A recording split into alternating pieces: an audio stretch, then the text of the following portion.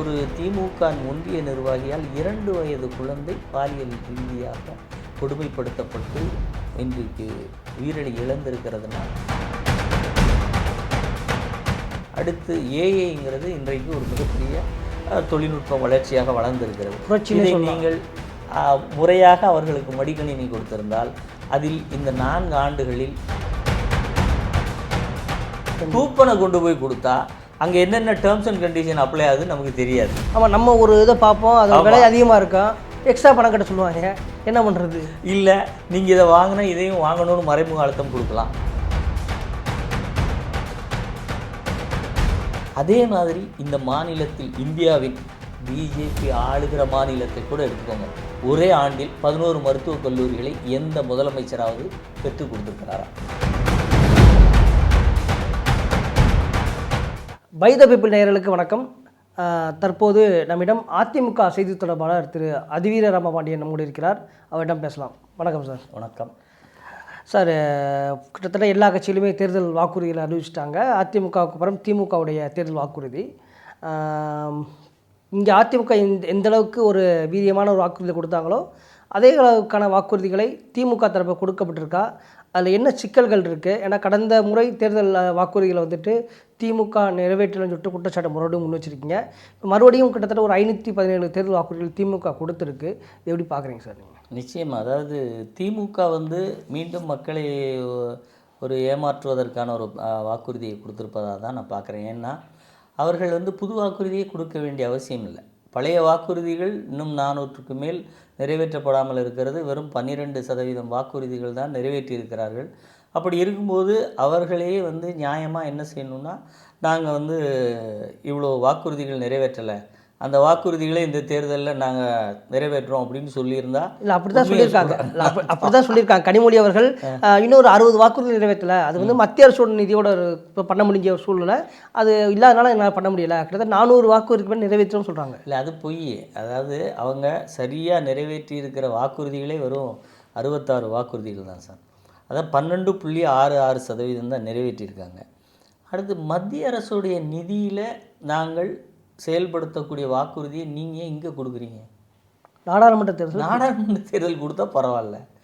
அடுத்து இது மத்திய அரசின் நிதி ஆதாரம் கிடைத்தால் இந்த திட்டங்களை நிறைவேற்றுவோம்னு அந்த தேர்தல் அறிக்கையிலேயாவது சொல்லணும். இப்போ சொன்ன மாதிரி வருமான வரி செலுத்தாத மகளிர்னு சொல்கிறாங்கல்ல புதுசாக, அப்படி சொல்லணும். ஆனால் அதில் மிக தெளிவாக சார், இப்போ இவங்களுடைய பிம்பம் எப்படி கட்டமைக்கிறாங்கன்னா, மத்திய அரசு நிதி தரல, மத்திய அரசு நிதி தரல அப்படின்னு. ஆனால் மாநில அரசினுடைய நிதி வருவாய் இருக்கு இல்லையா, ஒரு ஆண்டுக்கு கிட்டத்தட்ட 3 லட்சம் ரூபாய் பட்ஜெட்டை நம்ம 3 லட்சம் கோடிக்கு பட்ஜெட் தமிழ்நாட்டோடது. அப்போ மத்தியிலிருந்து வரக்கூடிய நிதி ஆதாரங்கள் அப்படின்னு பார்த்திங்கன்னா ஒரு 5 ஆண்டுக்கு 2 லட்சம் கோடி அந்த மாதிரி தான் வருது.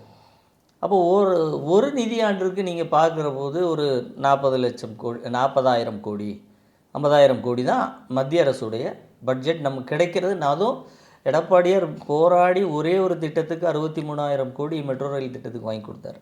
அது மாதிரி மத்திய அரசோடு எவ்வளவு இணக்கமாக நிதி பெற வேண்டிய விஷயங்களில் மிக சாதுரியமாக காய் நகர்த்தி தான் நம்ம வாங்க முடியும். அப்படி எந்த ஒரு நிலையையும் எடுக்காமல் திமுக 5 ஆண்டுகள் மத்திய நிதியை பெறுவதில் சுணக்கம் காட்டியிருக்கிறது, அல்லது தோற்று போயிருக்கிறது, அல்லது தமிழகத்திற்கு வர வேண்டிய நிதி ஆதாரத்தை பெற தவறி இருக்கிறது. இல்லை, அதை அவங்க வேறு மாதிரி சொல்கிறாங்க. இது மாநில உரிமை, மாநில சுயமரியாதை, சுயாட்சின்ற மாதிரியான முழக்கங்களை முன்வைக்கிறாங்க. இப்போ நீங்கள் சொல்லக்கூடிய விஷயங்களவே ஒரு இணக்கம்ன்றதை தாண்டி இது ஏன் இணக்கம் காட்டணும், நம்ம உரிமையை தானே கேட்குறோம், போராடி வெல்வோம் அப்படின்ற மாதிரியான ஒரு கருத்துக்களை திமுக முன்வைக்கிறாங்க. ஏன் போராடணும் இப்போது அரசியலமைப்பு சட்டம் மிக தெளிவாக மத்தியிலே அதிகார பகிர்வு எப்படி இருக்க வேண்டும், மாநிலத்தினுடைய தன்மை எப்படி இருக்க வேண்டும், மாநிலத்தினுடைய நிதி ஆதாரம் என்ன, மத்தியினுடைய நிதி ஆதாரம் என்ன, இதையெல்லாம் தெளிவாக வரையறுத்துட்டாங்க. இதில் இணக்கமாக இருந்து ஏன் வாங்கக்கூடாது அப்படின்னு ஒரு கேள்வி எழும்போதே, அப்போ நீங்கள் ஏன் போராடணும்னே நினைக்கிறீங்கன்னு அடுத்த கேள்வி எழுது இல்லையா? இப்போ இயல்பாக இந்தந்த இடங்களில் இந்தந்த திட்டங்கள் வருவதன் மூலம் அந்த திட்டம் இங்குள்ள மக்களுக்கு பயன்படுவது ஒன்று என்று சொன்னால், அதன் மூலம் பெறக்கூடிய வருவாய் மீண்டும் உங்களுக்கே திருப்பி வரும். அந்த பணத்தை கொண்டு நீங்கள் இன்னும் இதை போன்ற பின்தங்கிய மாநிலங்கள் வேறு எங்கேயாவது இருந்தால் அதற்கு முன்னேற்றுவதற்கு பயன்படுத்தலாம். ஆக நீங்கள் இங்கு கொடுக்கின்ற நிதி எந்த வகையிலும் தமிழகத்தின் எந்த ஒரு மனிதனுக்கும் ஒரு நிதி இழப்பையோ வருவாய் இழப்பையோ ஏற்படுத்தாது. ஏனென்றால் இங்கே கட்டமைப்புகள் அதிகம் இருக்கிறது. ஒன் ஃபைன் மார்னிங் இதனுடைய welfare state plus income revenue generation அதிகமாகிற போது அதன் பலன் முழுக்க இந்தியா முழுமைக்கான பரவப்போகிற ஒரு தன்மையை கொண்டது தானே. அப்போ இந்த நிதி ஆதாரத்தை இங்கே கொடுங்க. இந்த மேன் பவர்லேருந்து அடிப்படை கட்டமைப்புகள் இதெல்லாம் இங்கே இருக்கிறதுனால இந்த முதலீட்டை நீங்கள் வேறு மாநிலத்தில் செய்வதன் மூலம் கிடைக்கக்கூடிய வருவாயை விட இங்கே அதிகம் இருக்குது அப்படிங்கிற துணியில் நாம் அங்கே பேசி அதுக்கு பேர் தான் இணக்கங்கிறது. இணக்கம்னா வேறு இவங்களுடைய பார்வையில் இணக்கமற்ற தன்மைன்னா ஒரு முரண் போக்கை கடைபிடிக்க வேண்டும் என்றே நினைக்கிறாங்க பாருங்கள். இப்போ இப்படி நம்ம இன்னும் சொல்லப்போனால் இங்கே இருக்கக்கூடிய தொழில்கள் மூலம் மத்திய அரசு நிறுவனங்கள் நிறைய இருக்குது. அந்த ஜிஎஸ்டி வரி விதிப்பு இருக்குது. வரி விதிப்பிலிருந்து ஒரு தொகை அங்கே போகுதுன்னா அது நாம் மாநிலத்திற்குள் நடந்த அந்த உற்பத்தி விற்பனை இப்படி பல விஷயங்களிலிருந்து வருவாய் போயிருந்தாலும் அதை திருப்பி நம்ம கேட்க போகிறோம். அப்போ இந்த இடத்தை மிக மிக சாதுரியமாகவும் அதே நேரத்தில் இப்போ நம்ம மரியாதை இப்போ எடப்பாடியார் போனார் 65,000 கோடி வாங்கினார். எந்த இடத்துல மரியாதை நமக்கு இல்லாமல் போச்சு? குறையில இல்லை சார். அப்போ இதே மாதிரி 11 மருத்துவக் கல்லூரிகளை கொண்டு வந்தார். இன்றைக்கு ஏழை எளிய வீட்டு பிள்ளைகள் அதில் 7.5% இடஒதுக்கீடு கொடுத்துருக்காரு. அதன் மூலம் எவ்வளவு ஏழைகள். இப்போ இதை நாம் இந்த ஒரு சின்ன குறுகிய வட்டத்தில் மட்டும் பார்க்காம இன்னொரு ஸ்டெப் பின்னாடி போய் பார்த்தீங்கன்னா, ஒரு ஏழை வீட்டில் ஒரு மருத்துவர் அவர் மருத்துவ பணி செய்ய ஆரம்பிக்கும்போது எப்படி செய்வார் அப்படிங்கிறத பார்த்துக்கோங்க. ஏன்னா அவருக்கு ஒரு பைசா செலவில்லாமல் இந்த அரசு அந்த மருத்துவ கல்வியை கொடுக்கறது. இன்னொரு இடத்துல அப்படியே வச்சுட்டு 3 கோடி 4 கோடி செலவழித்து விட்டு வெளியே வந்தவுடன் 5 கோடிக்கு மருத்துவமனை கட்டி ஒரு சேவை செய்யக்கூடிய ஒரு மருத்துவர் எப்படி சேவை செய்வார்னு பார்த்துக்கோங்க. அப்போது இந்த 7.5% இப்போ கூட 10% உயர்த்த போகிறேன்னு இந்த தேர்தல் கொடுத்துருக்காங்க.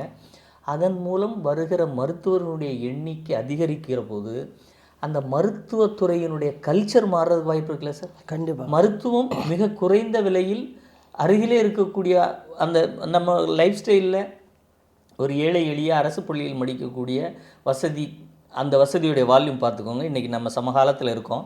அந்த சுற்றுப்புறத்தில் இருக்கக்கூடியவர்களுக்கு கிடைக்கக்கூடிய மருத்துவ பலன்கிறது மிகப்பெரிய பலன் இல்லையா? கண்டிப்பாக. எப்படி ஆரம்ப சுகாதார நிலையங்களை புரட்சி தலைவர் கொண்டு வந்தாரோ அதற்கு இணையாக எடப்பாடியார் ஒவ்வொரு ஊரிலும் ஒரு ஏழை குடும்பத்தில் ஒரு மருத்துவரை எந்த செலவும் இல்லாமல் கொண்டு வந்து வச்சிருக்காருன்னா இது ஒரு இன்ஸ்டிடியூஷனை கொண்டு வந்து வச்சிருக்கிறது ஒன்று. கிட்டத்தட்ட இங்கே ஒரு மருத்துவரையும் கொண்டு வந்து வைக்கிறாங்க. ஆமாம், அவசரத்தை டக்குனு போய் போட்டு போய் தோணிக்குவாங்க நைட் நேரத்தில் ஏதாவது. நீங்கள் நல்லா யோசிச்சு பாருங்கள். நீங்கள் ஒரு அப்பல்லோவில் மருத்துவ ஒரு காய்ச்சலுக்கு போயிட்டு வருவதும் உங்கள் வீட்டில் அருகிலே இருக்கக்கூடிய நல்ல நியாயமான ஒரு மருத்துவரிடம் போய் சிகிச்சை பெற்று வந்தால் 100 ரூபாய்க்கு முடிச்சிடலாம்ல சார்? கண்டிப்பாக. ஆனால் இங்கே போனால் எத்தனை டெஸ்ட் எல்லாமே பண்ண வேண்டியது இருக்குல்ல? நிச்சயமாக. அப்போ இந்த கல்ச்சர் இது எவ்வளோ பெரிய புரட்சின்னு பாருங்கள்.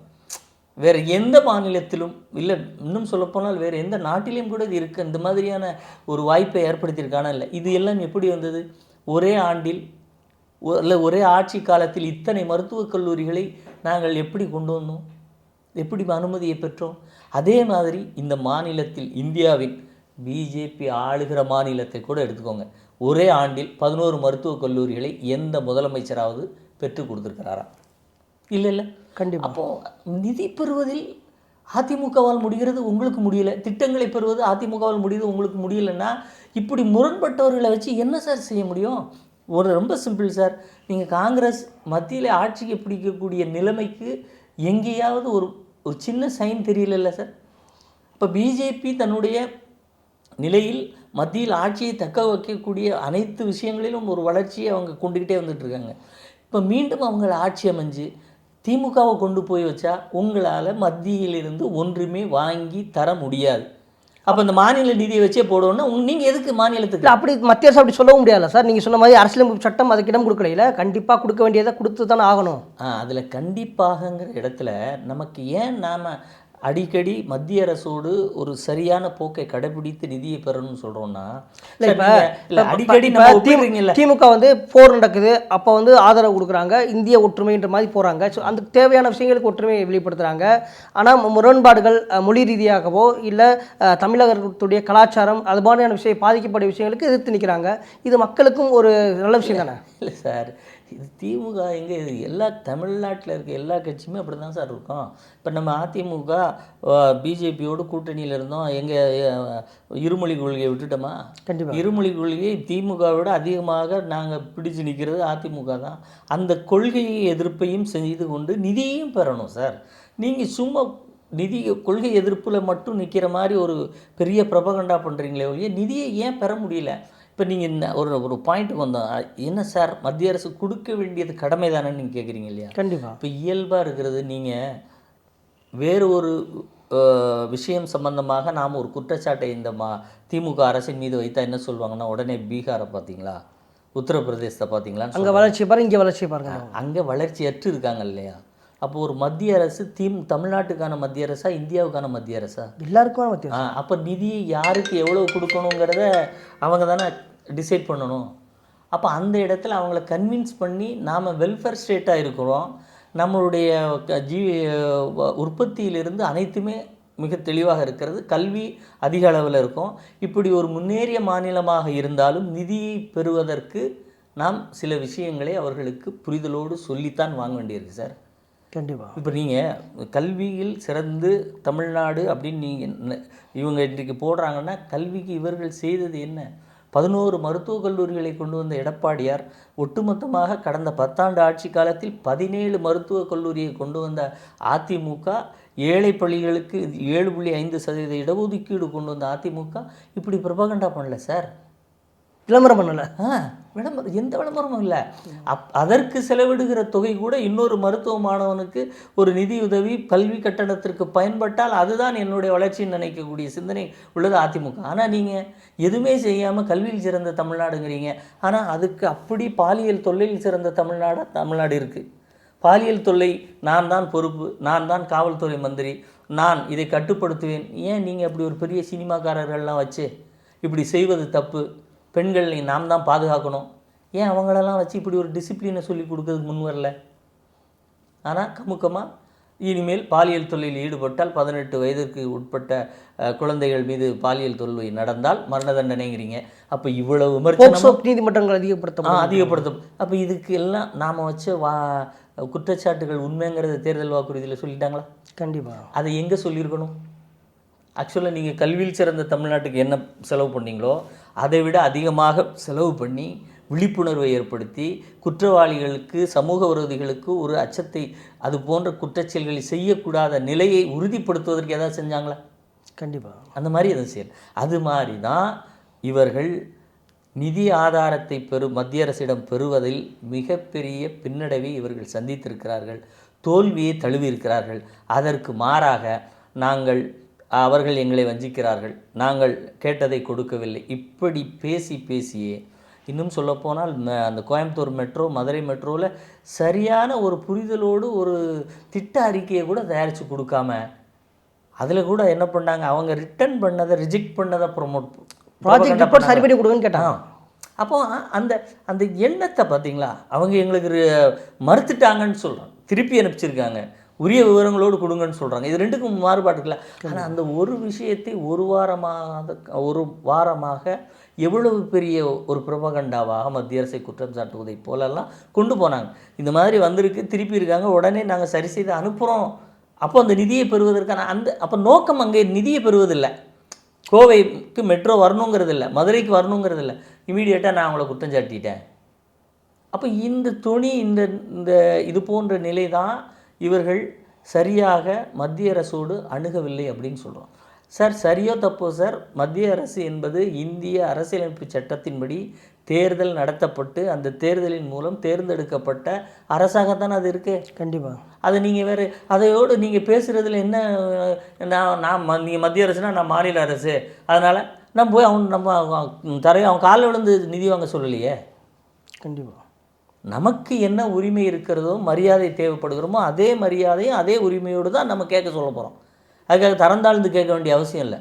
கண்டிப்பாக சார். இப்போ ரெண்டோட திமுக அதிமுக தேர்தல் வாக்குறுதியில் ஒப்பிடும் பொழுது ஒரு பக்கம் திமுக வந்து 8000 ரூபாய் கூப்பன் தராங்க, அதிமுக ஃப்ரிட்ஜ் தரேன்னு சொல்லியிருக்கீங்க. இவங்களும் 2000 ரூபாய் உரிமை தொகை சொல்கிறாங்க, நீங்களும் 2000 உரிமை தொகை சொல்கிறீங்க. அடுத்து மீன்பிடி தடைக்காலத்துக்கு அந்த 12000 ரூபாய், அதே போல் நெல் குவிண்டாலுக்கு 3000, கரும்புக்கு 4, இது போன்ற ஒரு கிட்டத்தட்ட ஒரே மாதிரியான தேர்தல் அறிக்கையை வந்து தமிழக மக்கள் பார்க்குறாங்களே, இது எப்படி பார்க்குறீங்க சார்? நிச்சயம், அதாவது ஒரே மாதிரியான அறிக்கை அப்படிங்கிறத தாண்டி அதிமுகவின் அறிக்கை முதலில் வந்த அறிக்கை ஒன்று. கண்டிப்பாக. அடுத்து இந்த 8000 கூப்பன் என்பது கூப்பனாக தருகிறோம்னு தான் சொல்லியிருக்காங்க. ஆமாம். ஆனால் நாங்கள் ஆட்சிக்கு வந்தவுடன் முதலில் 10,000 ரூபாய் தருகிறோம்னு சொல்லி இழப்பீடு தொகையாக கொடுக்குறோம். அப்போ நீங்கள் இதிலே அடிபட்டுருச்சா? 8000 கூப்பன் பெரிதா, 10,000 பணம் பெரிதா? கூப்பன்கிறது மெட்டீரியலைஸ் ஆனால் தான் உண்டு, நேரடி வங்கி கணக்கிலே வந்துடும். ஆமாம். இது பணம் நேரடியாக வருகிற போது அதனுடைய பலனும் நீங்கள் பயன்படுத்துகின்ற முறையும் வேறு. கூப்பனை கொண்டு போய் கொடுத்தா அங்கே என்னென்ன டேர்ம்ஸ் அண்ட் கண்டிஷன் அப்ளை ஆகுதுன்னு நமக்கு தெரியாது. ஆமாம், நம்ம ஒரு இதை பார்ப்போம், அது விலை அதிகமாக இருக்கும், எக்ஸ்ட்ரா பணம் கட்ட சொல்லுவாங்க, என்ன பண்ணுறது? இல்லை, நீங்கள் இதை வாங்கினா இதையும் வாங்கணும்னு மறைமுக அழுத்தம் கொடுக்கலாம். நீங்கள் ஒவ்வொரு கடைக்காரர்கிட்டையும் போய் நீங்கள் இவங்க போய் சொல்ல முடியாது.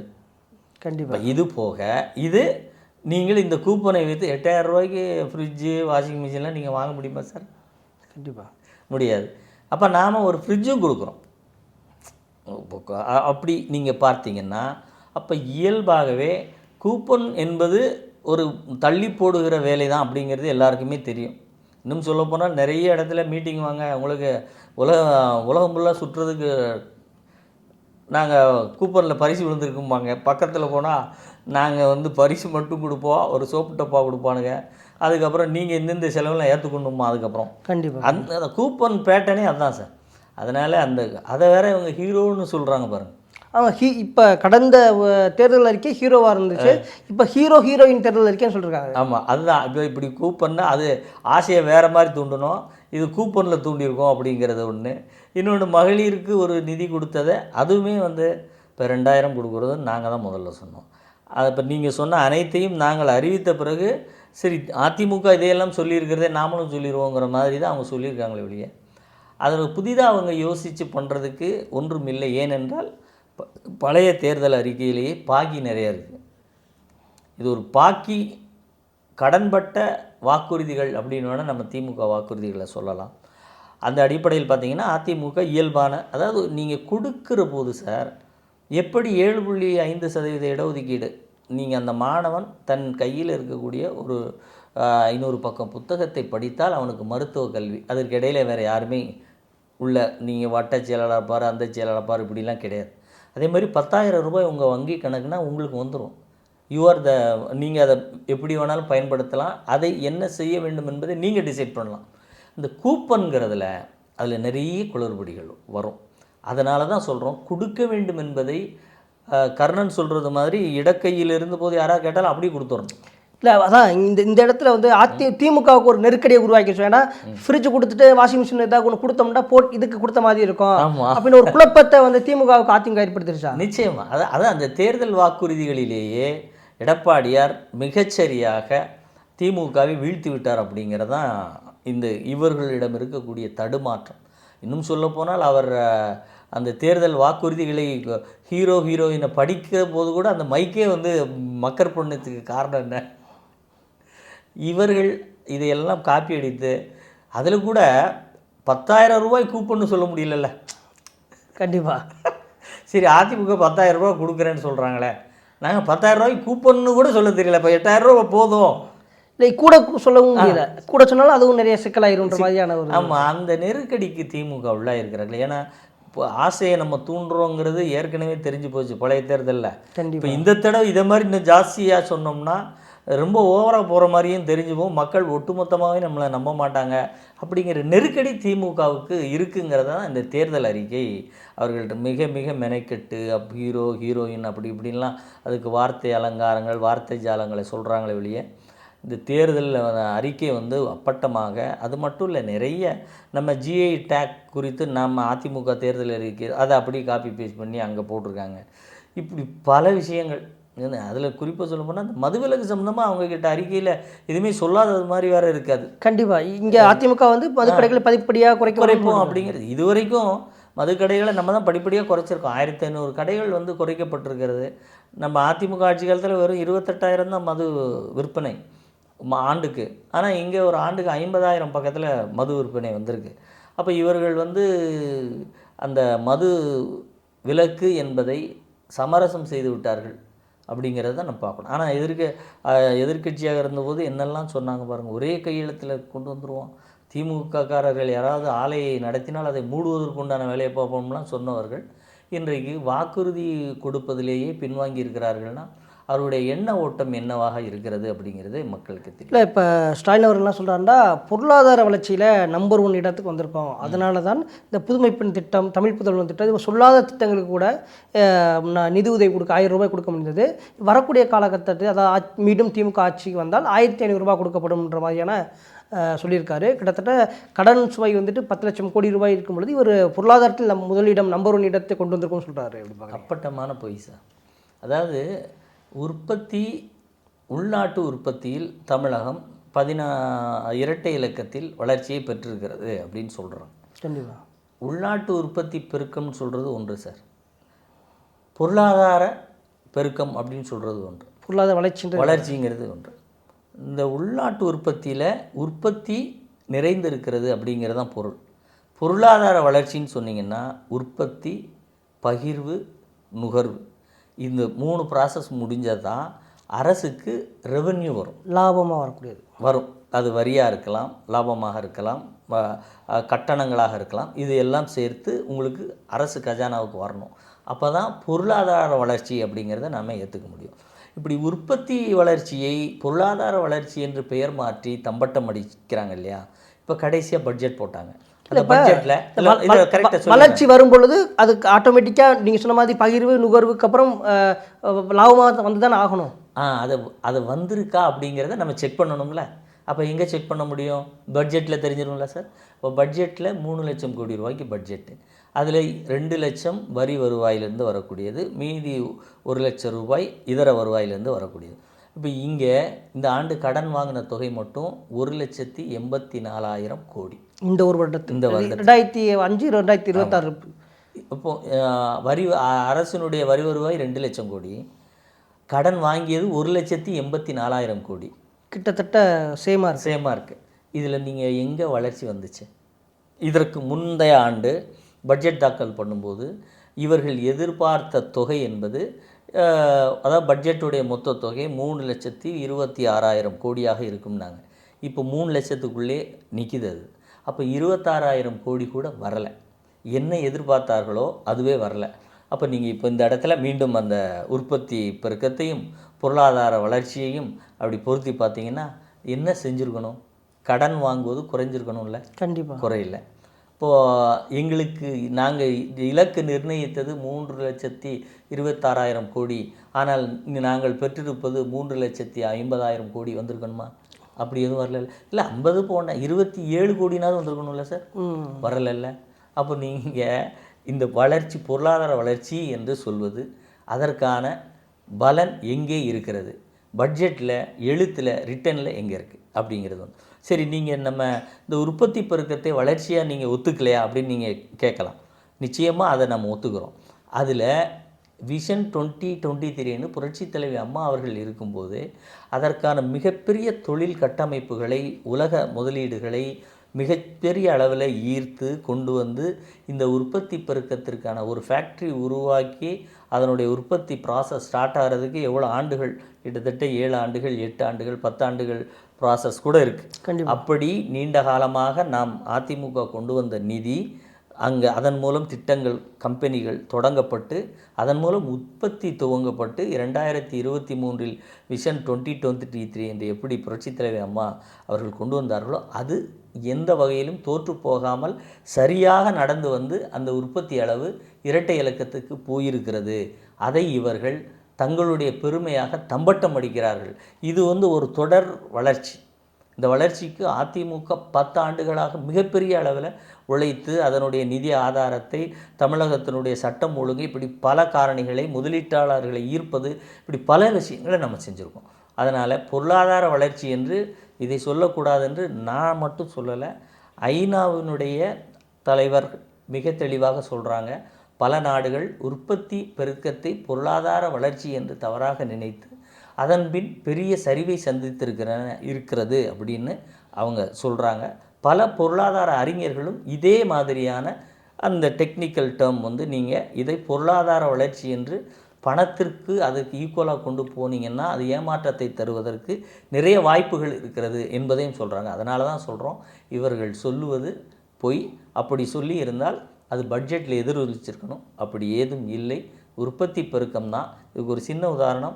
ஒரு ஊரில் ஒரு விவசாயி தக்காளி போட்டு 1 ஏக்கர் நிலத்தில் 5 லட்சம் சம்பாதிச்சார்னா அது லாபம்.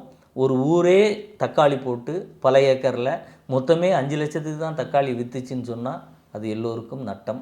அதனால தான் சொல்கிறோம், உற்பத்தி பெருக்கம் இருக்கிறது.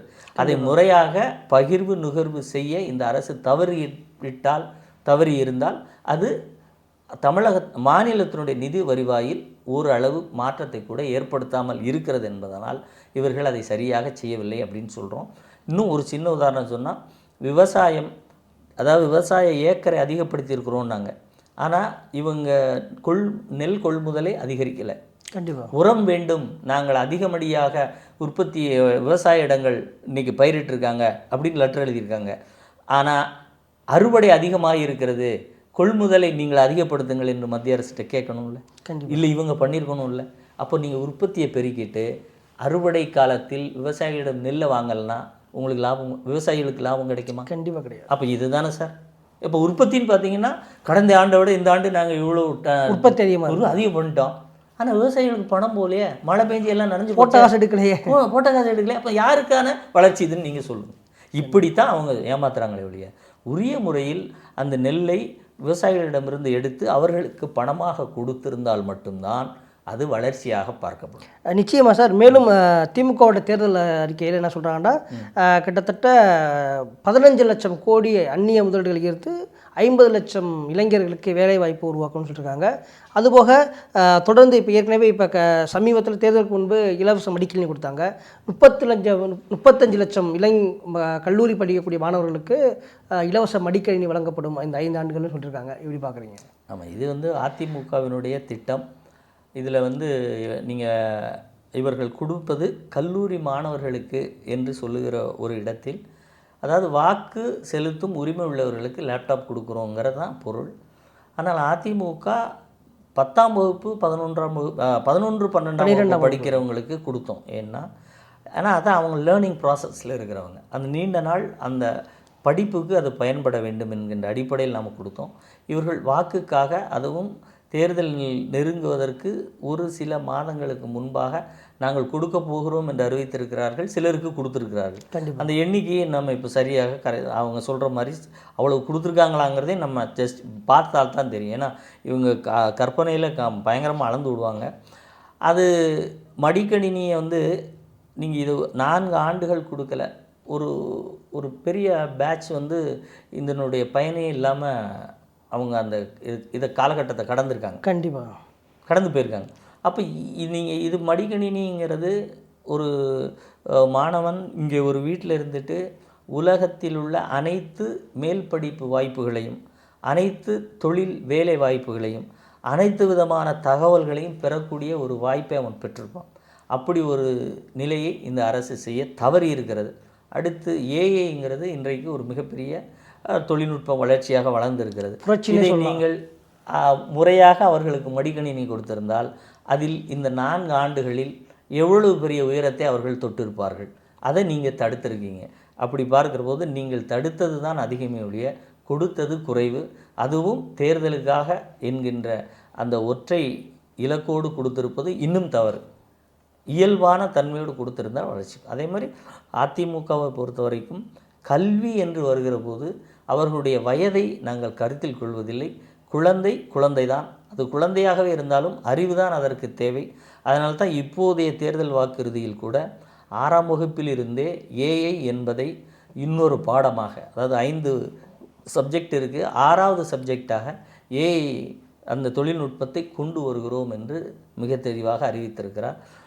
அப்படி கல்வியை கல்வி முன்னேற்றமாக, தன் வீட்டு குழந்தையின் முன்னேற்றமாகத்தான் பார்ப்போம் ஒழிய தேர்தலுக்காக நாங்கள் எப்போதும் பார்த்ததில்லை. இன்னும் சொல்லப்போனால் புரட்சித் தலைவி அம்மா அவர்கள் ஆட்சி காலத்திலிருந்து தமிழகத்தில் இதுவரை 80,000 கோடி ஒரு துறைக்கு ஒதுக்கப்பட்டது என்று சொன்னால் அது கல்வி துறைக்கு தான் ஒதுக்குனாங்க. கண்டிப்பாக. அதன் மூலம் அடைந்த பலன்களை இன்றைக்கு பல இளைஞர்கள், மாணவர்கள் தொடர்ந்து அனுபவிச்சுட்டு இருக்காங்க.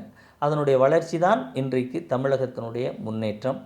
அதே மாதிரி இவங்க சொல்கிறது மாதிரி இன்றைக்கும் அரசு பள்ளிகள் உயிர்ப்பிக்கப்பட்டிருக்கிறது என்று சொன்னால் அதற்கு இந்த 7.5% இடஒதுக்கீடு காரணம். அதே போல் அது இன்னும் 10% உயர்த்தப்பட்டால் அரசு பள்ளிகளுடைய தரமும் அங்கே போய் சேருகிறவர்களுடைய நிலையும் இன்னும் உயரும்.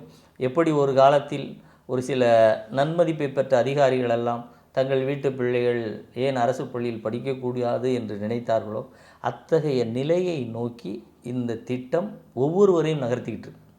வேலை வாய்ப்பில் கிட்டத்தட்ட 50 லட்சம் இளைஞர்களுக்கு வேலை வாய்ப்பு என்று அறிவிச்சிருக்காரு. அந்நிய முதலீடுகளை வந்து கிட்டத்தட்ட 15 லட்சம் கோடி ரூபாய் அந்நிய முதலீடு கொண்டு வரும்னு சொல்லியிருக்காரு. அது இது எல்லாமே வந்து சார் 15 லட்சம் கோடிங்கிறதுக்கு இந்த ஃபாக்ஸ்கான் நிறுவனம் ஒரு 15,000 கோடியை இவங்களை நம்பி கொண்டு வரல. அவர்கள் நாங்கள் இந்த மாதிரி முதலீடு எதுவுமே செய்யலை அப்படிங்கிறாங்க. அப்படி சொன்னபோது கூட இவங்க சொன்னாங்க, இல்லை அது வந்து ஒரு ஏன்னா இந்த டீலிங்னாங்களே, வெளியே சொல்லாத டீலிங், சீக்ரெட் டீலிங்னாங்க. அப்போ ஒரு அரசு ஒரு நிறுவனத்தோட சீக்ரெட் டீலிங் போட முடியுமா? அவர் செய்தி தொடர்பாளரே சொன்னார், திமுகவுடைய செய்தி தொடர்பாளர்கள்லாம் சொன்னாங்க. அப்போ அந்த அடிப்படையில் இதுக்கு பிளாக் அண்ட் ஒயிட்டில் 15 லட்சம் கோடி அவர்கள் இன்றைக்கு சொன்னாலும் இதுவரை அப்படி எங்கேயாவது வாங்கினாங்களான்னு பார்த்தீங்கன்னா இல்லை. இவர் முதலமைச்சர் ஆண்டுக்கு ஆண்டு வெளிநாடு போனார். எப்போவாவது ஒரு 10,000 கோடி நிதி ஒப்பந்தங்கள் எழுத்தாதுன்னு கூட நம்ம படிக்கலை. திடீர்னு 15 லட்சம் கோடினா இது எங்கே இல்லை ஃபியூச்சரில் அடுத்த 5 ஆண்டில் கொண்டு வருவோம்னு சொல்லி ஒரு நம்பிக்கை சொல்லியிருக்காரு. இப்போ நீங்கள் ஒருத்தர் வந்து போய் ஒரு 800 கோடி ஒரு முதலீடு ஒரு தடவை போட்டு வந்தாங்க. நீங்கள் 5 நாள் தமிழ்நாட்டில் இருந்தாலே 800 கோடி நமக்கு ஆட்டோமேட்டிக்காக ரெவென்யூ ஜெனரேட் ஆகிரும் சார். அப்படி ஒரு வெல்ஃபேர் ஸ்டேட் இது. நீங்கள் 800 கோடியை வாங்க போய்ட்டு நான் அடுத்து வர்ற காலத்தில் 15 லட்சம் கோடியை கொண்டு வருவேன்னு சொன்னால் உங்களால் முடியுமாங்கிறது எங்களுக்கு தோணுதில்ல. இதுக்கு முன்னாடி நீங்கள் என்னத்தை கொண்டு வந்தீங்க? உங்களை நம்பி என்ன கொடுத்துட்டாங்க? இப்போ நீங்கள் வாங்கி வைத்திருக்கிற கடனுடைய அளவும் வாங்கும் அதனுடைய வால்யூமே எவ்வளோ ரொம்ப பெருசாக இருக்கே. கண்டிப்பாக இதை வச்சுட்டு நீங்கள் எப்படி உங்களால் வாங்க முடியும்? அப்போ 50 லட்சம் பேருக்கு வேலை வாய்ப்புன்னு சொல்லி இப்போ நீங்கள் சொல்லி வைத்திருக்கிற பழைய தேர்தல் வாக்குறுதியில் கொடுத்த வேலைகளை கொடுத்தீங்களா? 3 லட்சம் பேருக்கு அரசு வேலை கொடுத்தீங்களா? இப்போ நீங்கள் சில பேர் கொஞ்சம் பேருக்கு போட்டிருக்கேங்கிறீங்க. நீங்கள் எவ்வளோ பேருக்கு பணி நியமனம் செய்திருக்கிறீர்களோ அதை விட அதிகமாக பணி ஓய்வு பெற்றவர்கள் அதிகம். கண்டிப்பாக. அப்போ இதில் எங்கேயாவது செஞ்சுருக்காங்களா? இல்லை, அதெல்லாம் இப்போ விரைந்து நிரப்பப்படும், உடனுக்குடன் நிரப்பப்படும் அறிக்கை கொடுத்துருக்காங்க. எப்படி 5 ஆண்டு ஆட்சி முடிஞ்சதுக்கப்புறம் காபந்து அமைச்சர் ஆனதுக்கப்புறம் இனிமேல் எங்கே போய் கையெழுத்து போட போகிறாரு? இல்லை, ஆட்சி மறுபடியும் திமுக ஆட்சிக்கு வந்து அது இன்னைக்கு வாய்ப்பில்லை. இனிமேல் திமுகவுக்கு சீமான் சொன்ன மாதிரி வாய்ப்பில்லை ராஜா. அதுதான். ஏன்னா நீங்கள் தேர்தல் வாக்குறுதி செய்யலை. இப்போ இதுக்கு நிதி ஆதாரம் மத்திய அரசு கொடுக்கணும்னு ஏதோ சொல்ல போகிறாரா? மாநில அரசு பணிகள் அங்கே ஏன் இவ்வளோ பேரை போடலைன்னு சொன்னால் எனக்கு நிதி ஆதாரம் இல்லை அப்படின்னு சொல்லுவாரா? அப்போ எந்த நிதி ஆதாரம் இல்லை? மாநில நிதி ஆதாரம் இல்லைன்னு சொல்லணும். உண்மையிலேயே எங்ககிட்ட ஒன்றும் இல்லைன்னு சொல்லணும். இல்லை, இப்போ அரசு பணிகளில் தொடர்ந்து இப்போ நிரந்தர பணியாக்குவதை விட கான்ட்ராக்டரில் வந்து அதிகப்படுத்துறதான ஒரு குற்றச்சாட்டு தொடர்ந்து வந்து அரசு ஊழியர் சங்கம் வந்துகிட்டே இருக்குது. திமுக வந்துட்டு நிரந்தர பணியாளர்கள் பண்ணாமல் கான்ட்ராக்ட் லேபர்கள் அதிகம் பயன்படுத்துகிறாங்கன்ற மாதிரி நிறையா இருக்குது சார். அதுதான் இப்போ தொடர்ந்து நடந்துகிட்ருக்கு. நீங்கள் அனைத்து துறைகளிலும் கான்ட்ராக்ட் ஒர்க்கர்ஸ் தான் அதிகமே ஒழிய இவங்க பணி நியமனம் செய்ய துணிவதே இல்லை. அதன் மூலம் என்ன, அது இருக்கக்கூடிய அரசு ஊழியர்களுக்கு ஓவர் ப்ரெஷர். அவர்களுக்கான கால நேரத்தில் இவ்வளவு வேலையை முடிக்க முடியுமானா கிட்டத்தட்ட 2-3 பேர்கள் செய்ய வேண்டியதை ஒருத்தர் செய்ய வேண்டிய கட்டாயத்தில் இருக்காங்க. இப்போ கான்ட்ராக்ட் லேபர்ஸுடைய ஒரு பெரிய ஆபத்து என்னென்னா, அவங்க வந்து என்ன வேணால் செய்வாங்க. டெர்மினேட் பண்ணால் அது ரொம்ப சந்தோஷம்ட்டு போயிடுவாங்க. ஆனால் பட் ஒரு பெர்மனண்ட் எம்ப்ளாயி கவர்மெண்ட் சர்வெண்ட்டாக இருக்கும்போது பொறுப்புகள் அங்கே தான் அதிகமாக இருக்கும். அப்போ இதனால தான் நிறைய பணிகள் தேக்கம். அந்த பணிகள் தேக்கத்தினால என்ன பண்ணாங்க, நீங்கள் மறுபடியும் உங்களுடைய கனவை சொல்லுங்கள், குறைய சொல்லுங்கன்னு ஆட்சி முடிகிறதுக்கு 6 மாதத்துக்கு முன்னாடி ஒவ்வொரு தட்டையாக சொன்னால் அவன் லட்சக்கணக்கில் எல்லோரும் குறை சொல்கிறாங்க. அப்போ இந்த 4.5 ஆண்டுகளில் எந்த வேலையும் நடக்கவில்லை என்பதையும் அவங்களே கேட்டு வாங்கிட்டாங்க. எவ்வளோ பணிகள் நடக்காமல் இருக்குது அப்படின்னு. இந்த பணிகளில் எங்களை பயன்படுத்தாதீர்கள் என்று வருவாய்த்துறை அதிகாரிகள் வேலை எல்லா இடத்துலையும் வேலை நிறுத்தத்துக்கு கொண்டு வந்தாங்க. இது ஓவர் சுமையாக இருக்குது, இந்த நேரத்தில் 4 பெட்டிஷனை நாங்கள் சரி பண்ணால் கூட ஏதாவது பிரச்சனை இல்லை, உனக்கு என்ன பிரச்சனைன்னு கேட்டால் அவன் வண்டியாக கொண்டு வந்து கொட்டுறான் மறுபடியும். அப்போ இவ்வளோ நாள் அட்மினிஸ்ட்ரேஷனை நீங்கள் சரியாக பார்க்கல, சரியாக நிர்வாகம் செய்யலை, ஆட்சி முறையை சரியாக பண்ணலை. கடைசியில் வந்து கனவு சொல்லுவாங்கன்னா என்ன கனவு சொல்லணும்? திமுகவை வீட்டுக்கு அனுப்புவது தான் எங்களுடைய கனவு என்பதை தவிர வேறு என்ன சொல்ல முடியும்? சார் நிச்சயமாக இப்போ இன்னைக்கு தேர்தல் விருப்ப மனு தாக்கல் செய்ய தொடங்கிட்டாங்க. இதில் வந்துட்டு தேர்தல் பிரச்சாரங்களில் வந்துட்டு எடப்பாடி பழனிசாமி அவர்கள் இந்த நாகர்கோவிலில் பிரச்சாரம் பண்ணும்போது தேர்தல் பறக்கும் படையினர் வந்து அவருடைய வாகனத்தை சோதனை பண்ணியிருக்காங்க. இது வரைக்கும் இது மாதிரியான ஒரு விஷயம் கேள்விப்பட்டதில்லை. இங்கே விஜய் அவர்கள் வந்து பெரம்பூரில் பிரச்சாரம் பண்ணும்போது காவல்துறை சரியான பாதுகாப்பு அளிக்கலை, அவருடைய பிரச்சாரத்தை பாதியிலே நிப்பாட்டக்கூடிய ஒரு சூழல் வந்துச்சுன்னு சொல்கிறாங்க. தொடர்ந்து ஆனால் ஒரு பிறகு துணை முதல்வர் உதயநிதி ஸ்டாலின் அவருடைய பிரச்சாரங்கள் தொடர்ந்து நடந்துக்கிட்டே இருக்குது. காவல்துறை இன்னுமே வந்து மாநில அரசு கட்டுப்பாட்டில் இருக்கா, இல்லை தேர்தல் ஆணையத்தின் கட்டுப்பாட்டில் இருக்கான ஒரு கேள்வி நிச்சயமா இல்லை. இந்த காவல்துறை அரசு துறைகளில் இது போன்ற நபர்கள் அதிகாரிகள் தொடர்ந்து இருக்கிறார்கள் அப்படிங்கிறதுக்கு இது ஒரு சிறந்த உதாரணம். என்னதான் மத்திய தேர்தல் ஆணையம் தன்னுடைய கட்டுப்பாட்டில் இவர்களை எடுத்திருந்தாலும் இவர்கள் திமுகவின் அனுதாபிகளாக நிறைய பேரை இவங்க வச்சுருக்காங்க. அதனுடைய வெளிப்பாடு தான் இவர்கள் திமுகவை தவிர மற்ற வேட்பாளர்களுக்கும் ஒரு எதிர்க்கட்சி தலைவருடைய வாகனத்தை சோதனை போட வேண்டிய நிலை ஏற்பட்டிருக்கிறது. இப்போ இதே நிலையில் நாளைக்கு ஸ்டாலின் போகும்போது இப்போது உண்மையான காவல்துறையாக இருந்தால் அந்த வாகனத்தையும் சோதனை செய்யணும். தேர்தல் துணை முதல்வர் போகிற வாகனத்தையும் சோதனை செய்யணும். அப்படி செய்து காண்பித்தால் தான் அவர்கள் ஒரு தலைப்பட்சமாக செய்யவில்லை என்பதை நாம் புரிந்து கொள்ள முடியும். அதர்வைஸ் ஏன் இவர் புது டிஜிபியை நியமிக்காமல் காலம் தாழ்த்தி இப்படியெல்லாம் பண்ணி பொறுப்பிலே போகிறாங்க அப்படிங்கிறதுக்கான விடையும் நீங்கள் கேட்கிற அந்த கேள்விக்குள்ளே ஒளிஞ்சிருக்கு. தனக்கு ஆதரவாக சப்போர்ட் செய்யக்கூடியவர்களை அவர்கள் இந்த அரசு பணிகளிலே இருக்க செய்து அதன் மூலம் இவர் காவல்துறையினுடைய ஒரு அனுதாபத்தை சப்போர்ட்டை அவர்கள் பெறலாம் என்றும் வியூகம் வகுத்திருக்கிறது திமுகங்கிறது நமக்கு தெரியும். சார் இறுதியாக ஒரு கேள்வி, இதுவரை அடைந்த முன்னேற்றத்தை காப்பாற்ற வேண்டுமென்றால் மீண்டும் திமுக ஆட்சி அமைக்கணும்னு சொல்லிட்டு முதல்வர் ஸ்டாலின் அவர் சொல்லியிருக்காரு. நீங்கள் என்ன சொல்ல விரும்புகிறீங்க? இல்லை, இதுவரை அடைந்த முன்னேற்றம்னா போக்சோ வழக்குகள் மிகப்பெரிய அளவில் பதியப்பட்டிருக்கிறது. போக்சோவில் பாதிக்கப்பட்டவர்களுக்கான இழப்பீடு மட்டுமே 103 கோடி ரூபாய்ன்னு சொல்கிறோம். மறுபடியும் நாங்கள் தூக்கு தண்டனை கொடுப்போம் அப்படின்லாம் இப்போ வாக்குறுதியில் சொல்கிறீங்க. ஒரு பெண் கழுத்து நிறைய நகை அணிந்து இரவு யாருடைய துணையும் இன்றி ஒரு இடத்திற்கு சென்று வரக்கூடிய நாள் தான் உண்மையான சுதந்திரம் என்று மகாத்மா சொன்னார். இங்கே ஒரு பெண் நகையெல்லாம் வேண்டாம், சாதாரணமாக வீட்டில் அருகிலே சென்று விட்டு மறுபடியும் வீட்டுக்குள் வர முடியுமா என்கின்ற நிலை இங்கே பார்த்திங்கன்னா முடியவில்லை என்பது தான் நம்ம விளாத்திக்குளம் அந்த மாணவிக்கு ஏற்பட்ட நிலையாக இருக்கட்டும். ஒரு திமுக ஒன்றிய நிர்வாகியால் 2 வயது குழந்தை பாலியல் ரீதியாக கொடுமைப்படுத்தப்பட்டு இன்றைக்கு உயிரை இழந்திருக்கிறதுனா அதற்கான காரணம் யார் என்பதை நாம் பார்க்க வேண்டும். இப்படி ஒரு பெண்ணுக்கு அது 2 வயது குழந்தையாக இருந்தாலும் 70 வயது முதியவராக இருந்தாலும் பெண் என்பதாலேயே பாதுகாப்பற்ற தன்மையை உணர வைத்திருக்கிறது இந்த அரசுனா, இந்த கல்ச்சர் இது போன்ற நிகழ்வுகள் தொடர வேண்டுமா என்ற கேள்வியைத்தான் நாம் கேட்டு பார்க்க வேண்டுமே ஒழிய இவர்கள் சொல்வதைப் போல வளர்ச்சி என்பது எந்த மட்டத்திலும் தமிழகத்தில் ஆக்கப்பூர்வமாக இல்லை. இது அதிமுக ஆட்சி காலத்தில் கொண்டு வந்த திட்டங்களின் பயன்களை ஒவ்வொரு துறையையும் முதலிடத்தில் வைத்துவிட்டுத்தான் அதிமுக சென்றது. அதை இவர்கள் ஒரு சில துறைகளில் பின்னுக்குத்தான் தள்ளியிருக்கிறார்களே ஒழிய முன்னுக்கு எதையும் கொண்டு வரவில்லை. மீண்டும் அனைத்து துறைகளிலும் தமிழகம் முதலிடத்தில் வர வேண்டுமென்றால் அதிமுக ஆட்சி தான் வர வேண்டும் என்பது மக்களுடைய எண்ணம்.